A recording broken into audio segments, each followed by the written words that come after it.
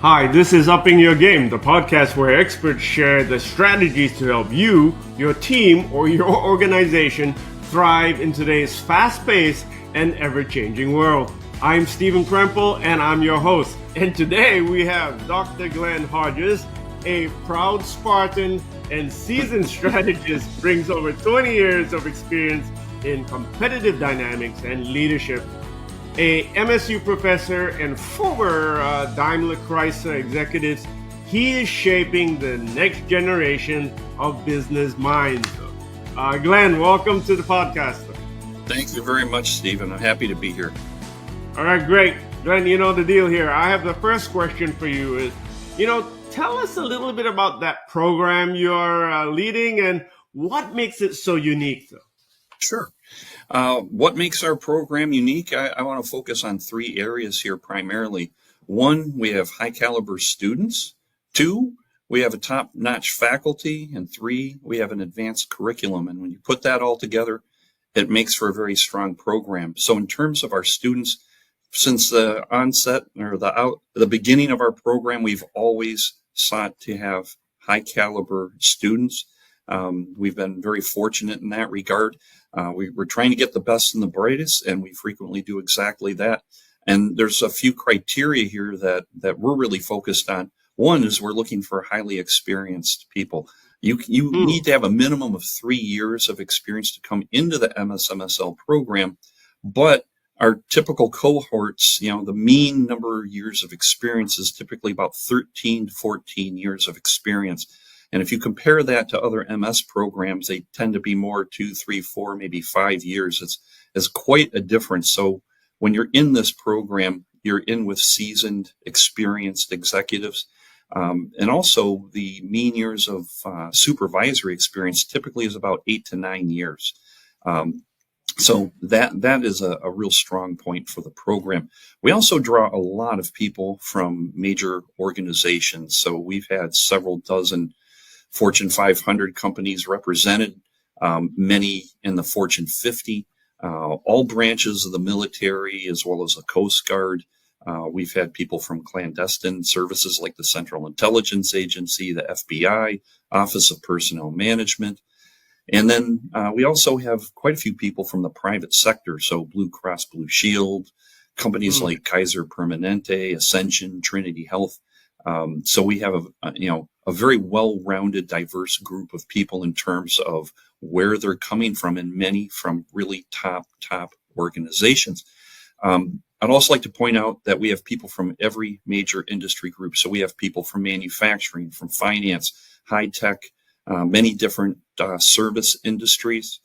And our students are high performers with diverse backgrounds. We have quite a few people who are managers, senior managers, and directors. But we have students that range from single contributors. So, we do have single contributors. That's perfectly fine. All the way up to presidents and CEOs, typically of smaller companies. And our focus is on, soft but critical skills that apply to literally any organization and industry. So we draw people not just from all these different industries, but also from all functional areas. So we have people with engineering backgrounds, manufacturing, accounting, finance, supply chain, etc. We kind of cover it all. And so kind of to wrap up my comments regarding our students is I can assure you, you will learn a lot from your fellow classmates if you're in the program. Really a strong group, I can see why you mentioned having top-notch faculty, because the expectations of the students who are high caliber themselves expect to be, taught by or facilitated by top-notch faculty. And do you have any kind of, want to share a little bit about your background and your faculty? I know you come from a corporate world yourself, so. Yes, I'd be happy to do that. So, our faculty, I kind of put them into two different bins. You've got the one group of really top-notch researchers. These are people who have, not only are they full professors, but they actually also have chairs, which is kind of the highest thing you can achieve in the academic world. The three people that we have currently as full professors in our program all have more than 100 A journal publications. Those are ones extremely difficult to get in. It is rare to find a professor with that many A journal publications. So these are very, very strong researchers, but they also have a practical side. All of them also engage in consulting. So they're not, just about theory. The other group we have are people who also have doctorates, so they understand the theoretical side of things quite well, but they've spent much of their career in the actual business world or have spent many years in consulting or a combination of these things.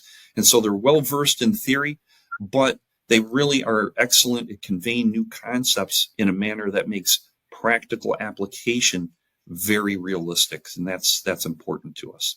Well, sounds like you have the perfect combination or mix between the two, though, right? You need the research and ongoing, but they still have ongoing consulting practices and up on what's going on in the real world. And then those who have possibly come back at some point in time to achieve their doctorate, but are able to share their experiences with all the students. And I can see why your program is so strong, though. Let me ask you, I know you mentioned a little bit about the student that you're looking, but who's the actual target audience, though? If you had to say, here's the target audience for the program, who'd be the ideal student for you? I would say ideal students are probably ones who are mid-level executives. So we have a lot of mid-level executives. These are people typically, and we don't focus on the age of our students at all, but they typically are in their mid-30s, late 30s, early 40s. That's very, very common. They can come once again from any industry. They can be in any functional area. But a lot are mid-level executives who are typically, though not always, directly responsible for managing other people. Yep. I do want to make sure that no one walks away from this thinking that, I'm a single contributor. Maybe you might lead projects and things of that nature. Yep. That does not disqualify you from our program. Yeah, so if you are anybody listening in, if you are 35 to 45, doesn't mean you're not, if you're above or below, you can't apply, but that's kind of the mean. And if you are managing others or work with others collaboratively in the organization, I'm sure everybody does, that you're a target audience for this.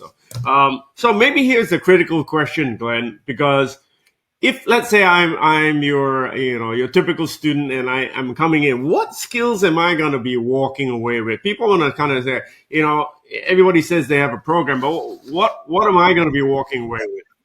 Well, that's a great question. So, I think a real key point here is we're highly focused on having applicable skills. So it's not just about teaching theory.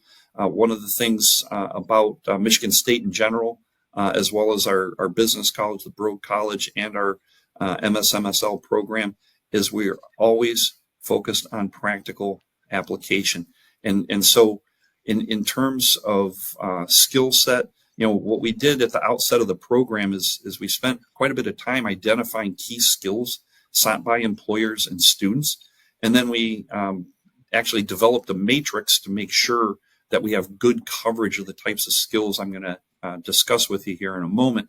And so, for example, we have 6 courses with significant content pertaining to various aspects of leadership skills, such as leading cross-cultural teams, leading through complex and rapidly changing environments, and leading the implementation of strategic change. And so these are big leadership type topics. There are many others that we cover.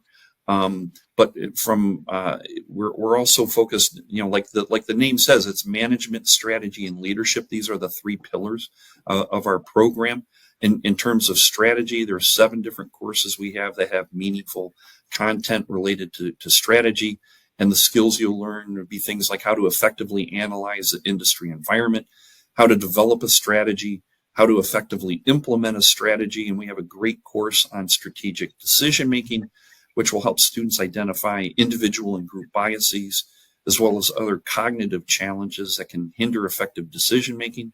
and then provide ways to mitigate those challenges through process, team composition, and dynamics, as well as creating an environment with procedural justice, high psychological safety, things of that nature. In addition, like in terms of management, core management skills are really, really important. Before you can be a leader, you have to be a manager. And so we're very aware of that. And so we're focusing on how you can develop skills to effectively manage people and processes, as well as how to manage in an international context, how to understand human resource management. So you're good at managing your human resources in general, how to develop talent, how to effectively manage a diverse workforce. And so these are other key things. I'd also like to mention, because this could fall in different areas, we have an excellent course on negotiation and conflict management that's very popular. Other things I'll just mention briefly. We do focus a fair amount on how to effectively collaborate with others to create value. One-person teams don't cut it anymore for the most part. And also how to manage ethically. That's a very important thing. And skills around how to effectively innovate. So we cover a fair amount of ground. Wow. I can see why you said there's a lot that you walk away with the program. But ladies and gentlemen, right? You're working for management, how you manage people, manage internationally, how you manage your talent, going to strategy, which is really how do you implement design, develop, and implement your strategy. And then really the whole notion of leadership, right? Yes. Cross-cultural leadership, strategic change, how you're going to influence that in an organization, and how to do that collaboratively with everybody in the organization. I can see why the management strategy and leadership program is so important to you here at MSU.